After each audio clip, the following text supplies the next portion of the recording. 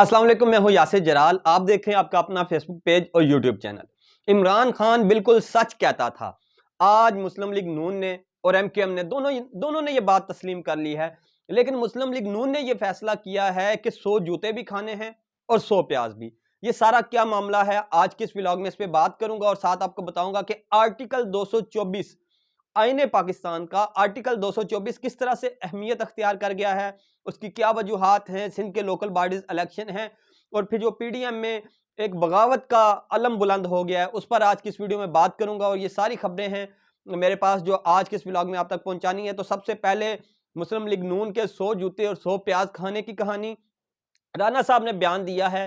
राना साहब का कहना है कि सिंध के इलेक्शन में बल्दियाती इंतखाबात में एक बड़ी सियासी जमात इस सारे अमल से बाहर हो गई है। एमक्यूएम की बात हो रही है, एमक्यूएम ने बाइकाट कर दिया। तो उन्होंने साथ कहा कि एमक्यूएम का जो मुतालबा है वो जस्टिफाइड है। एमक्यूएम ने जिस वजह से इंतखाबात से अलहदगी अख्तियार की है वो जस्टिफाइड है। और एमक्यूएम का वो मुतालबा कौन नहीं मान रहा? एमक्यूएम का वो मुतालबा नहीं मान रहे पीपल्स पार्टी वाले। और पीपल्स पार्टी वाले क्यों नहीं मान रहे? क्योंकि एमक्यूएम का ये इल्जाम है कि जो सिंध की हल्का बंदियां की हैं इलेक्शन कमीशन ने, वो ना तो मरदमशुमारी दुरुस्त है और ना ही हल्का बंदियां दुरुस्त हैं। तो इलेक्शन कमीशन ने गलत किया है उनके साथ। अब राना सनाउल्लाह साहब एमक्यूएम के इस मुतालबे को दुरुस्त करार देते हुए ये मान रहे हैं कि इलेक्शन कमीशन जो है वो गलत हल्का बंदियां की और गलत अदाद-ओ-शुमार के साथ मरदमशुमारी की गई। और जो एमक्यूएम का इल्ज़ाम है इलेक्शन कमीशन पर वो बिल्कुल दुरुस्त है। जिसके बाद इलेक्शन कमीशन भी सामने आया और उसने कहा कि राना साहब का जो बयान है वो गैर ज़िम्मेदाराना है। तो मुस्लिम लीग नून और एमक्यूएम दोनों जमातें इस वक्त ये शोर डाल रही हैं कि सिंध के अंदर इलेक्शन कमीशन ने जानबदाराना रवैया अख्तियार किया है और नाइंसाफी पर मबनी जो हल्का बंदियां हैं वो की हैं। जमात इस्लामी का भी कुछ ऐसा ही मौक़िफ़ है।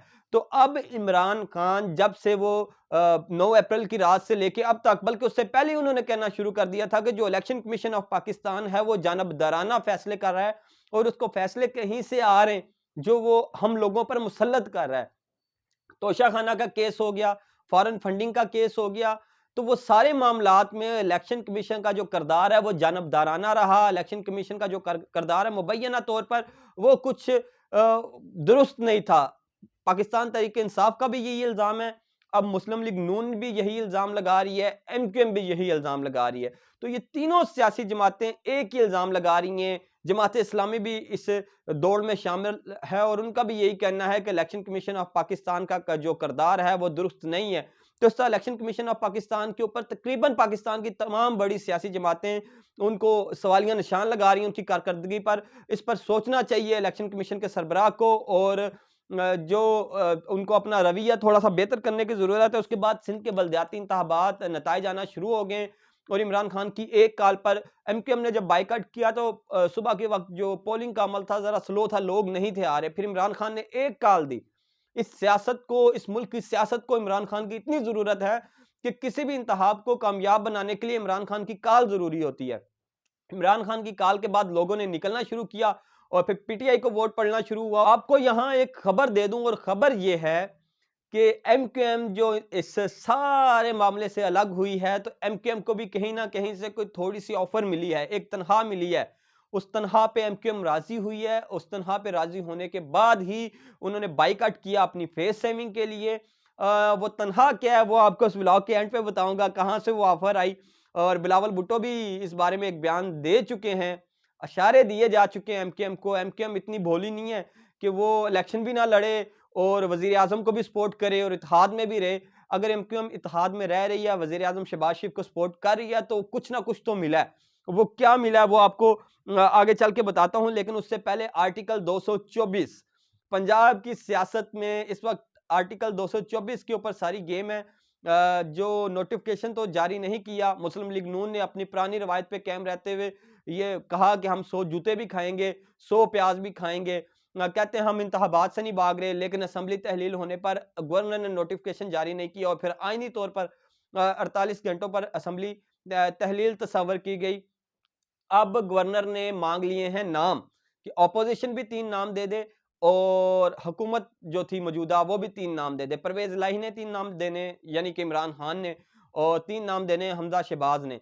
तो अब उन 3 नाम जब आ जाएँगे, अगर तो ये दोनों अपोज़िशन और हुकूमत के जो हाउस में अपोज़िशन के लीडर थे हमज़ा शहबाज और वज़ीर आला, अगर ये उस नाम पर मुत्तफ़िक ना हुए किसी एक नाम पर, तो फिर स्पीकर कायम करेंगे एक पार्लिमानी कमेटी, जिसमें 3 अपोज़िशन के लोग होंगे, 3 होंगे हुकूमत के लोग, और वो उन नामों में से किसी एक नाम को मुंतखब करेंगे और उनके पास होगा 3 दिन का वक़्त। जैसा कि पहले परवेज़ इलाही साहब और हमज़ा शहबाज साहब के पास 3 दिन का वक़्त होगा। अगर उन 3 दिनों के वक़्त में भी पार्लिमानी कमेटी ये फ़ैसला नहीं कर पाती कि निगरान वज़ीर आला पंजाब कौन होगा, तो फिर 2-2 नाम जाएँगे ईसीपी को, इलेक्शन कमीशन ऑफ पाकिस्तान को। वही इलेक्शन कमीशन ऑफ पाकिस्तान जिसके जिसके हवाले से ना तो इमरान खान मुतमईन है, ना नून लीग मुतमईन है, ना एमक्यूएम मुतमईन है, ना जमात इस्लामी मुतमईन है। वो इलेक्शन कमीशन ऑफ पाकिस्तान फिर फैसला करेगा कि पंजाब का निगरान वज़ीर आला कौन होगा, और ये फैसला वो करेंगे 48 घंटों के अंदर-अंदर। ये जो सारा ये जो माहौल लिखा हुआ है आईनी और कानूनी, ये पाकिस्तान का आर्टिकल 224 है, और आर्टिकल 224 के तहत ये सारी कार्रवाई होनी है, जिसके बाद पंजाब आइंदा 3 माह के लिए जिस निगरान वज़ीर आला के पास जाएगा, जिसकी ज़िम्मेदारी होगी कि वो सूबे के अंदर फ्री एंड फेयर इलेक्शन करवाए, वो उसका इंतखाब आर्टिकल 224 के तहत हो जाएगा। लेकिन यहाँ एक मामला जो सवाल सबके ज़हनों में है कि क्या सिर्फ़ पंजाब में इलेक्शन होंगे, केपीके की असेंबली कब तहलील होगी, या पूरे पाकिस्तान में इलेक्शन होंगे? तो जो हालात मौजूदा सियासी सूरत-ए-हाल में बनते हुए नज़र आ रहे हैं, मुझे तो ये लग रहा है कि आम इंतखाबात ही होंगे, तमाम असेंबलियाँ डिसॉल्व होंगी, फेडरल के इंतखाबात होंगे, क्योंकि परवेज़ इलाही साहब ने और इमरान खान साहब ने दोनों ने बड़ा वाज़ेह कह दिया है कि वोट ऑफ कॉन्फिडेंस के इम्तिहान से गुज़रना पड़ेगा। जो नुमाइंदा है हुकूमत का, वज़ीर आज़म का ख़ास आदमी पंजाब में, गवर्नर साहब, उन्होंने तो इम्तिहान ले लिया है परवेज़ इलाही का। परवेज़ इलाही ने वो इम्तिहान कामयाब होके उसमें और इनको सरप्राइज़ भी दे दिया है। अब इम्तिहान देने की बारी है शहबाज शरीफ साहब की, और इमरान खान साहब बड़े मुतमईन हैं, बड़े कॉन्फिडेंट हैं। मैंने आपको पहले भी बताया कि इमरान खान साहब ने तकरीबन 1 माह पहले अपने एक इंटरव्यू में कहा था कि वो आम इंतखाबात की तरफ जाता हुआ मुल्क को देख रहे हैं, और मार्च और अप्रैल अप्रैल में इंतखाबात होंगे, और फिर वो पंजाब की असेंबली की डिसॉल्व को लेके बड़े मुतमईन थे। फिर वोट ऑफ कॉन्फिडेंस के वक़्त वो बड़े मुतमईन थे। तो इस बार इमरान खान साहब एक बार फिर बड़े कॉन्फिडेंट नजर आ रहे हैं कि वोट ऑफ कॉन्फिडेंस में वो पीडीएम को चारों खाने चित कर देंगे। तो इमरान खान साहब ने कहा है कि पीडीएम इत्तेहाद में एक फूट पड़ चुकी है, बगावत हो चुकी है, हम उसका फायदा उठाएंगे, वोट ऑफ कॉन्फिडेंस का कहेंगे शहबाज शरीफ को, और उसके बाद देखते हैं कि ये इम्तिहान में कामयाब होते हैं या नहीं होते। परवेज इलाही साहब बड़े खास जो है वो जगहों से उनके राब्ते भी हैं। उन्होंने भी ये कह दिया है कि पीडीएम में बगावत होगी, और ऐसी बगावत होगी कि इनको जान के लाले पड़ जाएंगे। इनकी हुकूमत अब बचना मुश्किल है, और यकीनन वोट ऑफ कॉन्फिडेंस के बाद जाएंगे ये आम इंतखाबात की तरफ। बेहतर तो यही है कि पहले ही मुल्क को आम इंतखाबात की तरफ लेके जाएं, ताकि ये जो बेयकीनी की सूरत हाल है, ये जो सियासी बहरान है, ये खत्म हो जाए। लेकिन जैसा कि मैंने आपको बताया कि इनकी आदत है 100 जूते भी खाने और 100 प्याज भी खाने, तो ये इतनी आसानी से नहीं जाएंगे आम इंतखाबात की तरफ। तो इनको घसीट के लेके जाना पड़ेगा इमरान खान को, जो कि वो लेके जा रहा है। बलदियाती इंतखाबात से भी इन्होंने भागने की कोशिश की, लेकिन वो हो रहे हैं आज सिंध के अंदर, और उसके नतायज यकीनन जो है वो हैरानकुन तौर पर हैरानकुन होंगे। और आगे जो बलदियाती जो इंतखाबात आम इंतखाबात आ रहे हैं मुल्क में, अब उनकी तैयारियां भी ज़ोरों शोर से जारी हैं।